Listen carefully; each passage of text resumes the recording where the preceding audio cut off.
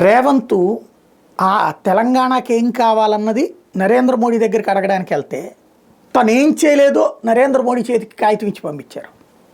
రేవంత్ కావాలంటున్నది ఒక 5 హైదరాబాద్లో deep port పెట్టి అక్కడి నుంచి కృష్ణా జిల్లా మచిలీపట్నం పోర్టుకి ఒక గ్రీన్ రోడ్ వేస్తే ఆ పోర్ట్లోకి తాము వచ్చి వ్యాపారాలు చేసుకుంటాం అన్నటువంటి.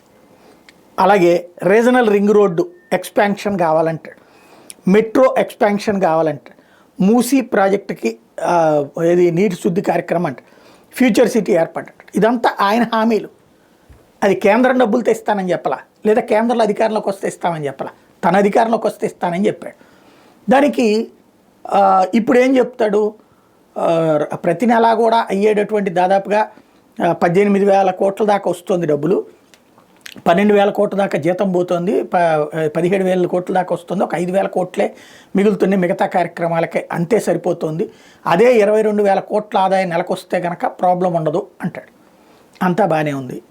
అట్లా కావాలంటే నరేంద్ర మోడీ తీసుకొచ్చి ఇవన్నీ చేసిస్తే కాదు కదా, దాన్ని నువ్వు చూపించి ఇక్కడ ఉన్నటువంటి మార్కెట్లో అడగడమే కదా చేయాల్సింది. మోడీ సర్కార్ సహకరిస్తుంది, కానీ మొత్తం డబ్బులంతా తెచ్చేసి ఇక్కడ పోయేది కదా. ఇది ఒక ఆస్పెక్ట్. అదే సందర్భంలో కేంద్ర ప్రాజెక్టుల్ని ఇక్కడ అమలు చేయట్లేదు.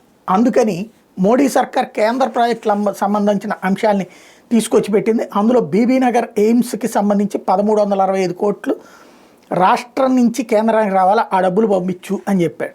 అలాగే రైల్వే ప్రాజెక్టులకి సంబంధించి అటవీ అనుమతులు ఆపేశారు, దానివల్ల రైల్వే ప్రాజెక్టులు ఆగిపోయినాయి, అది ఇచ్చిన తర్వాత మీరెందుకు జడగొట్టుకుంటున్నారు, పంపించి అని చెప్పారు. అట్లాగే 3 పెండింగ్ ప్రాజెక్టులకు సంబంధించి సాగునీళ్ళకి సంబంధించినటువంటి పెండింగ్ ప్రాజెక్టులకు సంబంధించి డిపిఆర్లు ఇవ్వట్లేదు, అది చేసుకోమని చెప్పారు.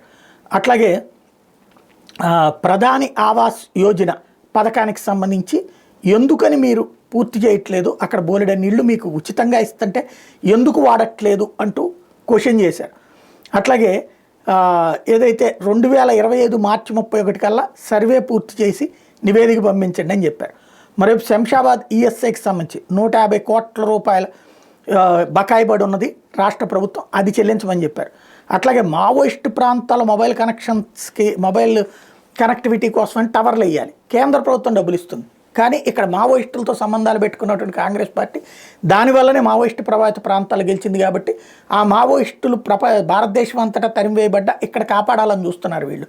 అందుకోసమని అక్కడ టవర్స్కి ఓకే చేయట్లేదు, ఆ టవర్స్ ఓకే చేయమని చెప్పేసి సూచించారు మోడీ.